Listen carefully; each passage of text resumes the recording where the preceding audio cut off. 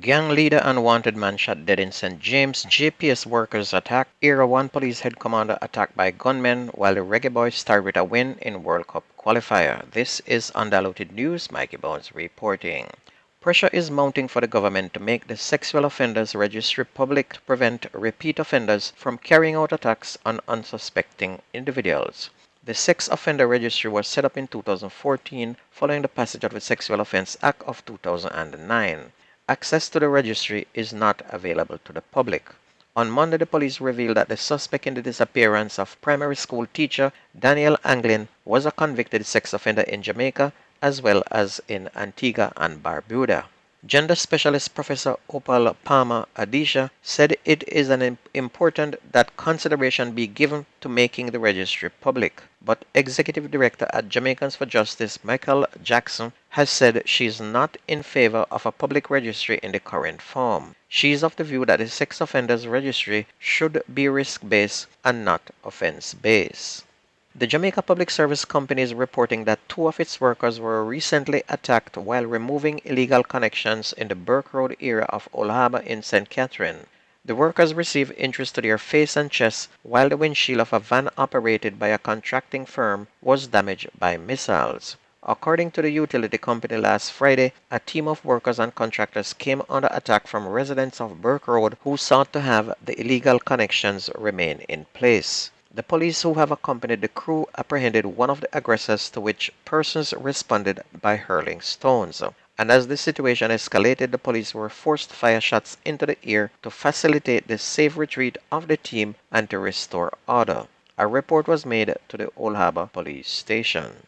And just hours after Acting Assistant Commissioner of Police Glenford Miller, head of the Era 1 Police Division in Hanover, issued a stern warning to criminals that police would defend themselves when confronted by gunmen, he and his security detail reportedly came under gunfire. And reports are that on Wednesday night, ACP Miller, accompanied by his security detail, was on his way home when they noticed a vehicle near his premises.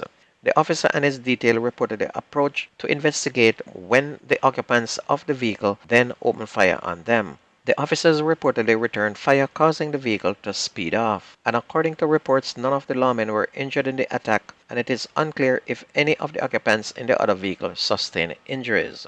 The Independent Commission of Investigations, INDICOM, along with police in Montego Bay, are investigating the circumstances surrounding the gun attack. On Wednesday, ACP Miller urged criminals to avoid confronting police as they carry out their mandate to serve and protect. He emphasized that lawmen are trained to defend themselves and will not hesitate to do so when met with violent force. And in Hyattsville in St. Anne on Thursday morning, a man brandishing a machete chopped a policeman who is currently receiving medical attention. Herbert Hines, his attacker, was shot and he subsequently died at hospital.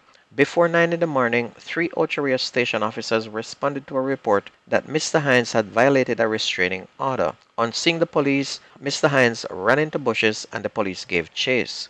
One of the policemen, Constable White, went into a direction where Mr. Hines was running, and then he started shouting out to Mr. Hines, who came towards him with a machete. He shouted to Hines to drop the weapon, but Hines quickly attacked and the Constable White had to step back and fire shots in his direction. Mr. Hines, as well as the constable who received chop wounds on his hands and to the left side of his face, were taken to hospital where Mr. Hines died. DSP McGibbon Scott said that Constable White's injuries are not life-threatening. The St. James Police said that the reputed leader of the Dump faction of the 13th Street gang in the parish was gunned down on Wednesday night during a targeted operation in the retirement community. The man has been identified as Akeem Bowen, otherwise called Rizla. Bowen was before the courts answering charge for illegal possession of a prohibited weapon, and the police said he was heavily involved in lottery scamming and is known to have an arsenal of illicit weapons under his control, which has made him a tyrant for some residents. Superintendent Aaron Samuels, commanding officer for the St. James Police Division, said that Bowen featured in several murders and shooting across St. James and neighboring parishes. He said cops went to execute a warrant on the reputed gang leader when they came under gunfire.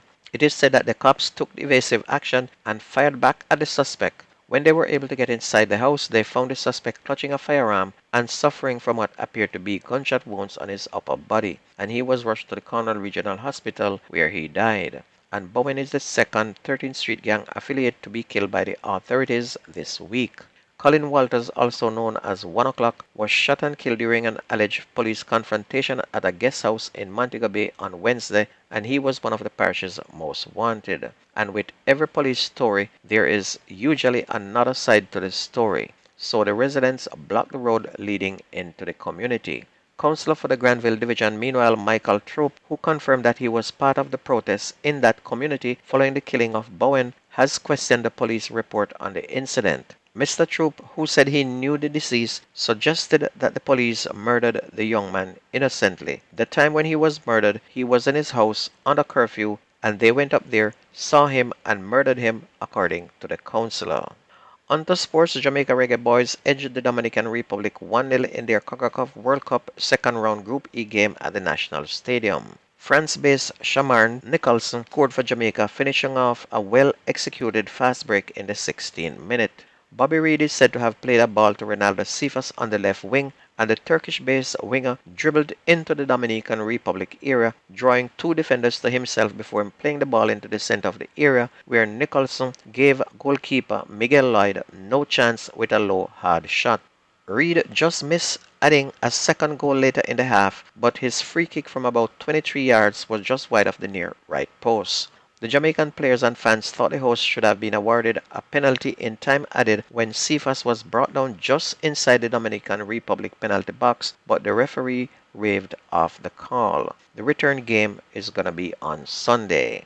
The United States scored a major upset at the T20 World Cup by beating heavyweight Pakistan in the Super Over on Thursday, and it was the co-host's second straight victory in Group A after they ramped to a 7-wicket win over Canada.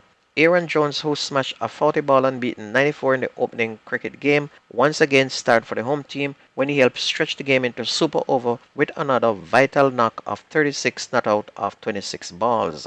Jones hit a six and then a single before Nitish Kumar boundary off the final ball tied the score at 159 at the end of regulation. So both teams ended up on 159 runs.